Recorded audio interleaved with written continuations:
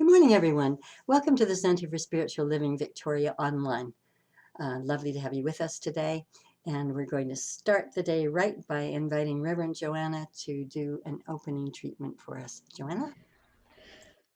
So on this beautiful May morning, as we celebrate life itself, we know that God, Spirit, truth is all there is. And on this beautiful day with the birds singing and the flowers beginning to bloom and all the trees unfurling their leaves, the presence of life, of love, is everywhere evident all around us. And as I celebrate this truth, I know that we are all one in spirit. That unity of the one divine consciousness that powers all that is in the seen and unseen world is palpable in this moment.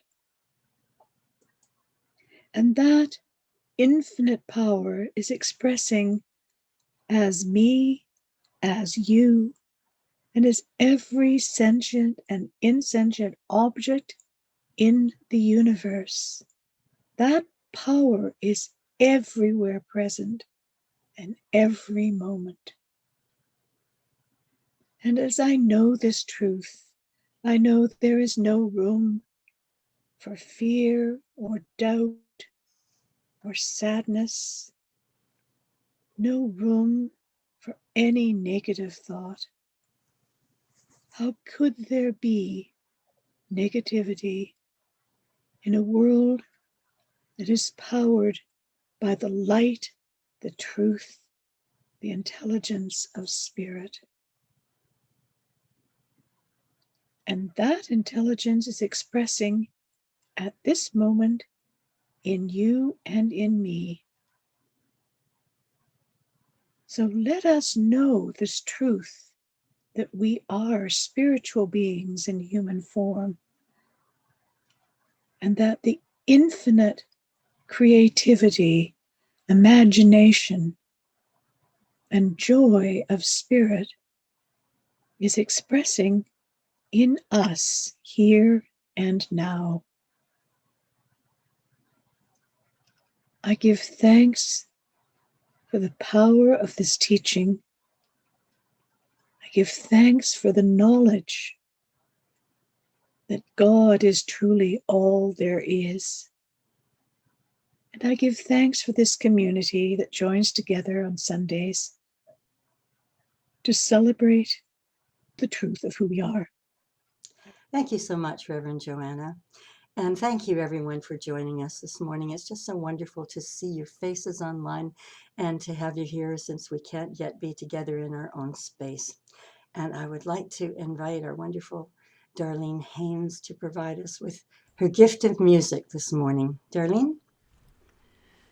Thank you, Reverend Carrie.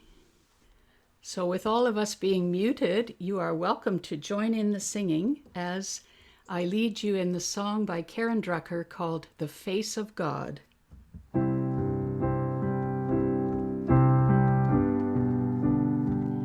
You are the face of God. I hold you in my heart. You are a part of me. You are the face of God. You are the face of God. I hold you in my heart. You are a part of me. You are the face of God. You are the face of God. I hold you in my heart. You are a part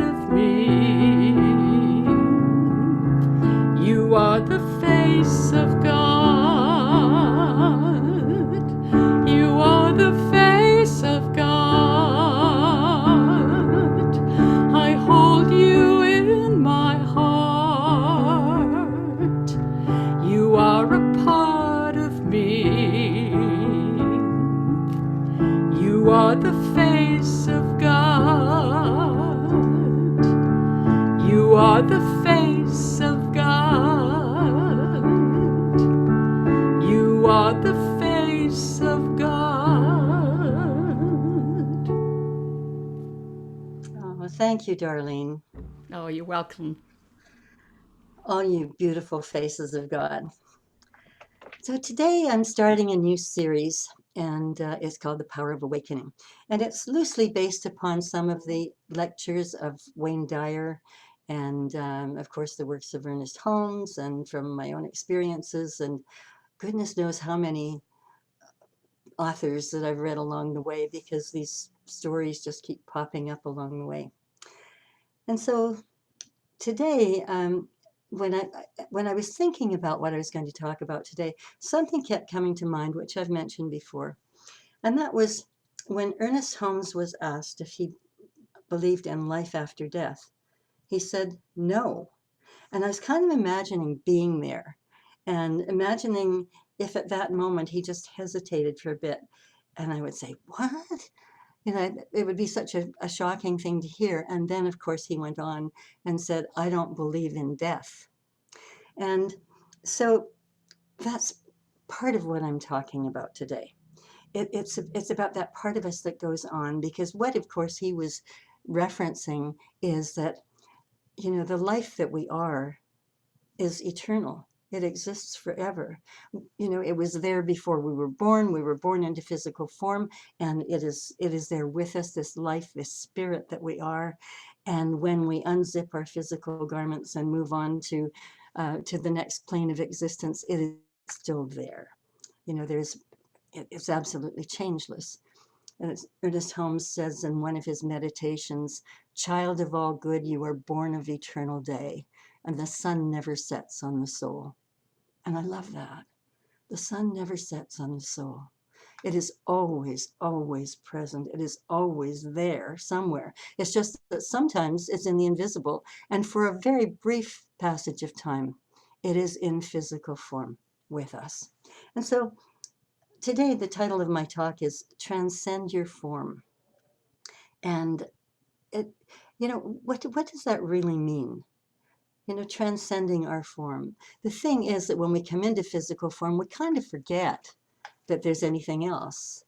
And while we're reminded frequently that we're spirit having a human experience, we don't consciously feel that we are most of the time. We're not really aware of that most of the time. We can tell ourselves that, we can hear it over and over again, and we might think, well, that's really nice, but do we really own it? Are we really in alignment with that? That's something that we really need to be thinking about more and more, and just get into that space of that knowledge of the magnificence of our being, what it is that lives in us, that moves in us, that breathes us, that is our best, our highest and best thoughts. We don't often contemplate those things. We do perhaps when we're going into prayer and going into meditation, but then it's really easy to forget that we have all of this power within us. And what we really need to understand is that forms come and go, but the power back of them remains forever, and it is changeless. Dr. Holmes wrote that. I think that's so important. Forms come and go, but the power back of them remains forever and is changeless.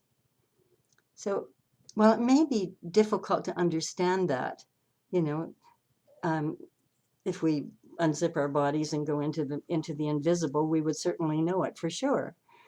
But it's difficult for us to kind of get a grasp of that. And of course, we hear about people who have had near-death experiences, who have gone through that tunnel of light and have felt perfect love, perfect peace, have most often don't want to come back until they're told that they have to come back. And there's some who make it through the tunnel and are present and go through a kind of life exploration, see a video of their lives and come to understand what everything means. But those who go through that experience typically never again fear death.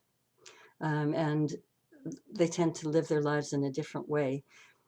people, scientists and doctors who have done research on this subject say that when they come back, they usually come back with a definite purpose. They know that they're here for something bigger than that. And they're more aware than most of us about what that is that we are when we cross into the invisible, when we get out of our earthly garments. And I was remembering this because many years ago, probably 3 decades ago, I attended a workshop by a man named Luis Gasparetto. It was a weekend retreat, and he was from Brazil, and a healer. He had a healing center in Brazil. And it was really a remarkable thing to sit in his presence and to see miracles transforming around him. You know, you can't be skeptical when you see something like that, because he just was the most extraordinary being. And he talked about his father's death. His father had died about a year before this workshop. And Luis said that every night when he went to bed, and just before he closed his eyes, he said, "I will go to see my father tonight." And so every night when he fell asleep, he then went out of his body and went to another dimension where his father was teaching, and Luis was assisting him, and where they were healing people. And he said, when people leave this earthly garment and go to the other side, if they have been terribly ill with some awful disease, they still kind of have a memory of that. And he said what they do is they have these beautiful crystal healing chambers, and the person is put into, or the spirit with a body is put into these healing chambers, and they are healed in a few days, and they can then choose whatever kind of body they want. Kind of can't wait for that. And he said that everybody has something to do. He said, if you think you're busy here, wait till you get to the other side. And that kind of scares me. I think that's enough to make me want to keep my physical garment forever. But he said I'm as real there as you would call me real here. He said, I can grasp onto my arm, I can hold it. He said it's absolutely physical form as we would know it here. It's just that the physical form is different. It looks different because they choose to have it look differently from what it is here. Anyway, he was really remarkable, and it got me to thinking the other day again about Ernest Holmes, who has such incredible curiosity.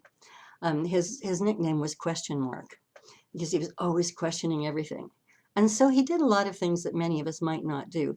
And for a period of time, he went to seances. I don't know if I've talked about this before or not. I know I have in class, but I don't know if I have in our services.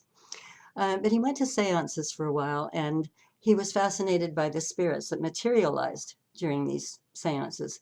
They weren't voices that were coming in, they were people coming in physical form, or spirits coming in physical form, sometimes coming through a wall.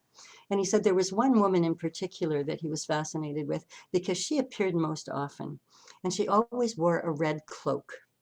And he said he was very curious about that cloak. And so one day he took some scissors and cut a little hole in it, because he wondered if when she came back the next time, if the hole would be there or if it would be mended. And the next time she came back, the hole was still there, which fascinated him. And then he started to think, she looks like she's in full physical form. So he asked her, if she came back again, could they take her blood pressure and could they weigh her? And she said, of course. So the next time she came back, they had the equipment there, took her blood pressure, weighed her, and it was as if she were just fully in physical form here on this planet. She had normal blood pressure. She weighed what one would think she would weigh, the size that she was. And he said it absolutely fascinated her. And then she would just float off through the wall and be gone again. And so again, there's this whole mystical, invisible realm beyond us, where there are spirit beings that have bodies, and it is possible for them to materialize. Most of them don't, but it is possible for it to happen. I've shared before that I've had this happen to me on a couple of occasions with loved ones who've passed. So we have to get beyond the idea that, we're only here We're here for a short time and there's nothing else and there was nothing before. There was everything before and there is everything afterward. And of course, what we're missing when someone leaves to go to the other side is we're missing their physical presence in our lives.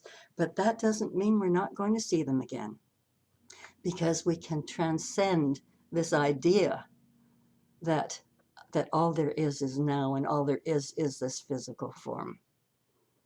So we're more than our bodies. We're so much more than our bodies.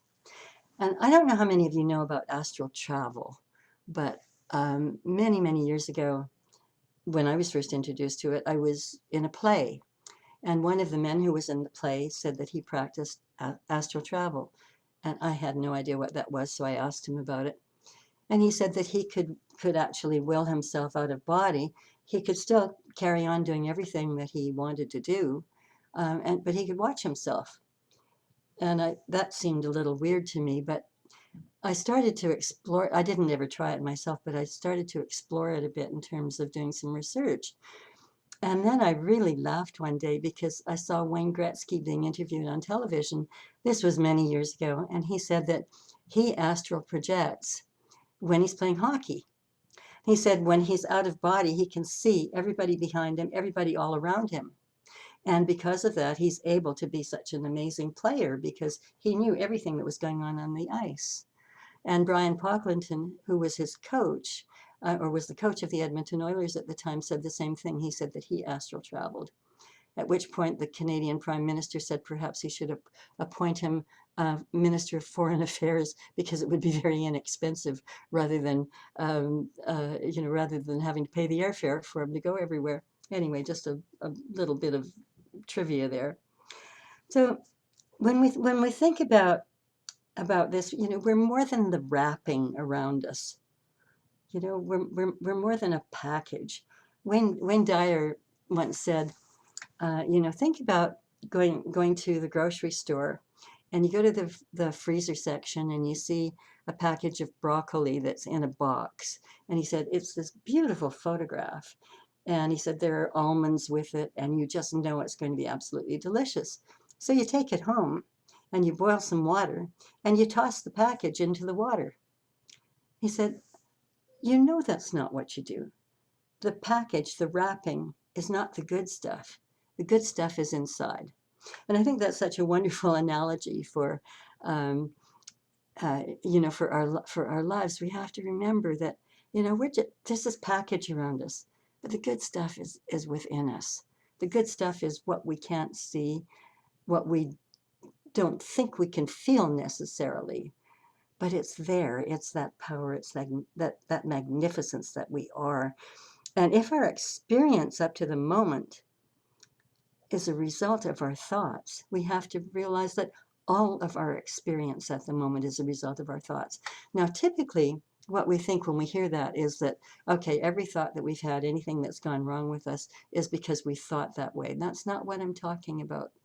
What I'm talking about is the thoughts that we're having today.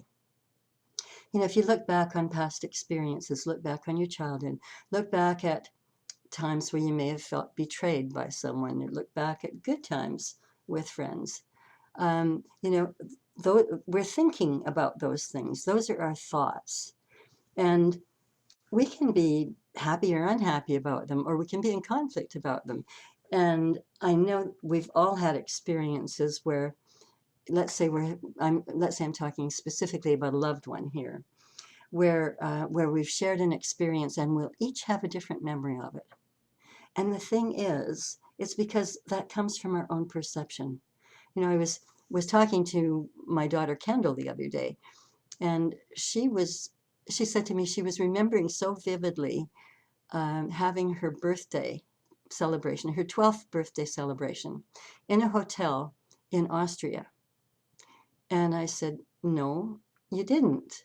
And she said, Mom, I did. I can tell you everything about the hotel. I can tell you everything about what happened. And her birthday's in November.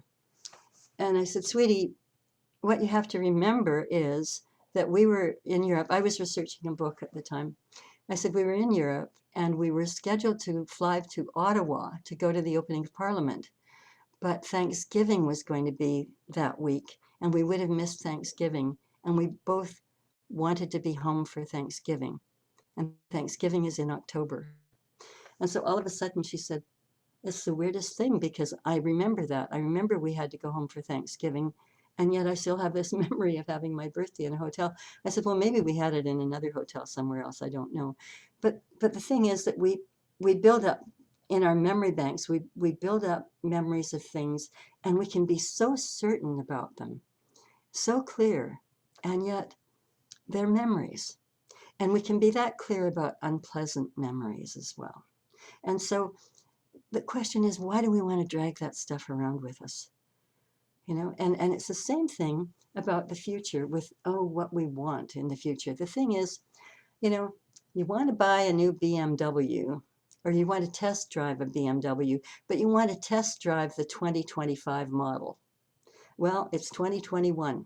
So the 2025 model hasn't been off the assembly lines yet. That's in the future. It hasn't happened yet. And so it's fine for us to visualize something like say, well, when the day comes, you know, it's my desire to have that. But we can't get out and test drive it right now. The future is unknown. We don't know what's coming off the assembly line in 2025. And so again, it's a matter of our thoughts. And we're not doing ourselves a service if we stay stuck in thoughts of the past or if we're always in thoughts of the future. As I say, we have to plan. We can't just say, well, I'm just going to, float through life and I'm not going to do any planning. But when we get stuck in that space all the time where we're always looking back and blaming the past, blaming something that happened to us in the past for us not being able to go forward, that's particularly challenging for us and particularly negative. And if we don't like where we are now and just say, oh my God, I can't wait for tomorrow. I can't wait for next year. I can't wait for for 5 years from now because I got to get out of this space. We're the energy that we're putting out on that is not creating a better life for ourselves. And so it's all about being right here in the present moment, knowing that really right now, this is all there is. This is what's real right here and right now. And we make choices about what we're going to do with the right here and right now. We make choices about whether we're going to live in the past, whether we're going to live in the future, or whether we're going to shift, because we can shift this. Realizing that we're not just our physical forms, that we are so much greater than that. If your whole past and your whole future are all thoughts, then all that is in us right now is basically what we know. It's the now.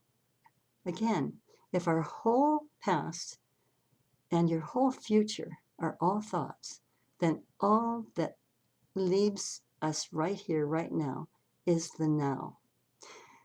So why are we up to this moment having thoughts about things that have already happened or worrying about the future?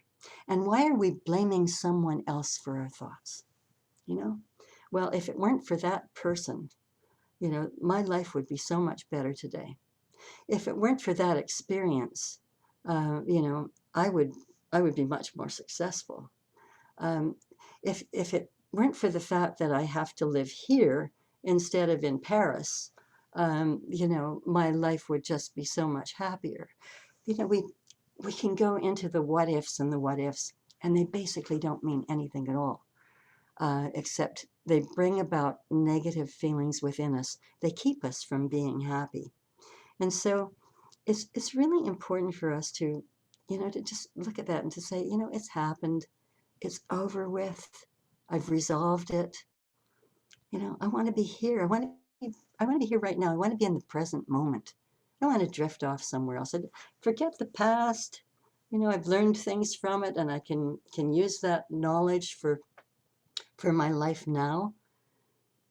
And forget the future, except when we're doing our planning. I'm not saying don't do that. That's just not not the way that it works. But, you know, we need to be putting ourselves in the right frame of mind. And we need to figure out for each of us, what is the right frame of mind for us? What is it? You know, what is it that we're thinking about, that spirit is listening to, spirit within is listening to, spirit within is ready to manifest for us, with us? And I'm not talking about getting stuff. I'm talking about living in grace, living in peace, living in love, living in happiness, living in joy. All of those things are possible when we just give up the other stuff. You know, let us refuse to let these things ruin our lives. And if we slip back, you know, and we're human, we are human. You know, we can slip back into the past. We can slip back into blame. We can slip back into guilt, into shame, into all kinds of feelings that we may have experienced in the past. The thing is, when that's happening to us, then let's just stop ourselves and just let it go. And just say, oh, right, I've made a decision. I've made a choice that I'm not going to go there. You know, I'm creating my life now. I'm creating a life that I love. I'm not letting those other things take hold of me. I'm not taking those thoughts that may or may not be real at all take hold of me. You know, there's my truth, there's your truth, and there's the truth. And so let's not dwell on it. Let's not let our minds get muddled up with all that stuff. Focus on the positive. You know, I've said quite often, 21 days of solid focusing on one thing, and it changes a pattern with us. And I recall Wayne Dyer talking about a woman who came to him, and she'd been to a psychiatrist, and she was trying to change a habit. She had bitten her fingernails all her life, and it really was troubling her. And she'd been to a psychiatrist who, you know, had worked with her for a couple of years, and she just couldn't get over it. And someone said, you should go and see Dr. Dyer. And he said, you know, I don't usually work on stuff like this, but he said, I will have 3 sessions with you, 1 a week for 21 days. And she was very grateful. And he said, now there's one thing when you leave here today. And she said, what's that? And he said, you're not allowed to put your fingers in your mouth. He didn't say don't bite your nails. He said, you're not allowed to put your fingers in your mouth. So he said, you have to be very conscious of that. And so she said, okay. And for 3 weeks, she managed to do that and bit her fingernails again. Isn't that an interesting way of looking at something? Even nasty habits that we want to get rid of. You know, figure out an image, whatever it might be. Don't put your hands in your mouth, or you don't put that food in your mouth. You know, don't put that sugar in your mouth. I mean, we can think about whatever it happens to be that we want to change in our lives, and then find out what it is. You know, just let it speak to us. What is it that I need to do right now? And am I prepared to do it for 21 days? Life-changing, absolutely life-changing.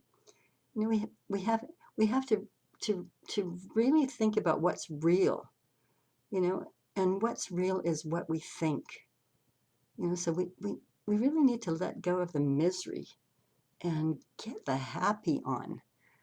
You know, life in this physical form is short, as we know.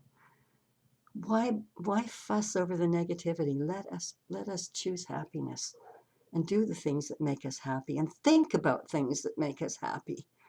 You know, tap into the awakened self.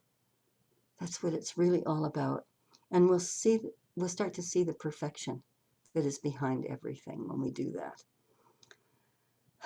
You know, we're not just aging bodies and ever-changing form. We are eternal beings, and we are changeless, absolutely changeless. I know this truth, and you will realize it too, that you can transcend your form. Understand this. get this. You're not the packaging. You're all the sweet stuff, the delicious stuff inside. You are God in expression. Understand that you are that magnificent being. And happiness is yours. And so it is. So thank you, everyone, for being here today. I really bless you. And this is the time that we typically pass the basket for our offering.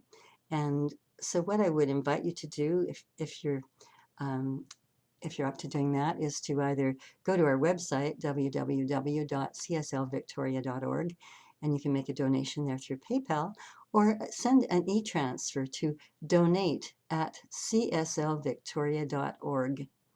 And you can make a donation there, and it will go directly into our center's bank account.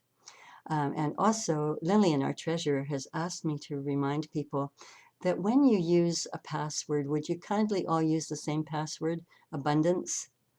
Because people send questions that she has no notion about how to answer at all. And she said she will try several things and it doesn't always work. And then she has to get in touch with people and ask them what the password is. So if you would all use abundance, that would be wonderful.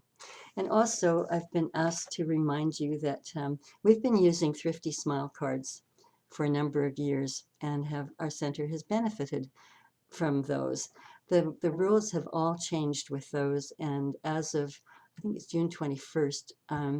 June 15th. June 15th. Thank you, Lassie. I said to Lassie, jump in if I'm saying something wrong. June 15th is the last date that we will be able to use them to receive funds for our center. And as soon as you load up a card with money, we get a percentage of that. So we're inviting people now to load up your cards in advance of the 15th of June, and then after that, just destroy the cards. When you're purchasing something with the card, that's not when we're credited. It's when you load the card itself. So just a reminder to let everybody know that that's not going to be part of our fundraising activities in the future. And I just really thank you for for all that you give, for all that you do. There's so many of you who volunteer to do so much, and you show up and you're just amazing. I bless you all, bless every one of you for being here, for being part of our center. Can't wait to see you all again in person. And I'd just like to invite you now to just close your eyes as we leave this this surface today. And just know with me that you are held in the hands of grace. You're held in the hands of God. That you are more than what you may think you are, that you are the magnificence of God itself. It is in, as, and through you, always, always operating. And as you go forward into this week, I know that you carry this with you. You carry this thought with you because the energy is within you. It is truly who you are. And we take our focus off the physical and instead go into our hearts, go into the invisible, go into the great wonder and blessing and awe of God that we see expressing everywhere around us. And life is wonderful, and life is joyful, and life is happy. And we are all blessed. And so it is. Thanks again, everyone, for being here with us today. It's always so good to see your wonderful faces. Can't wait for us to be together again. And I just bless you on your way this week.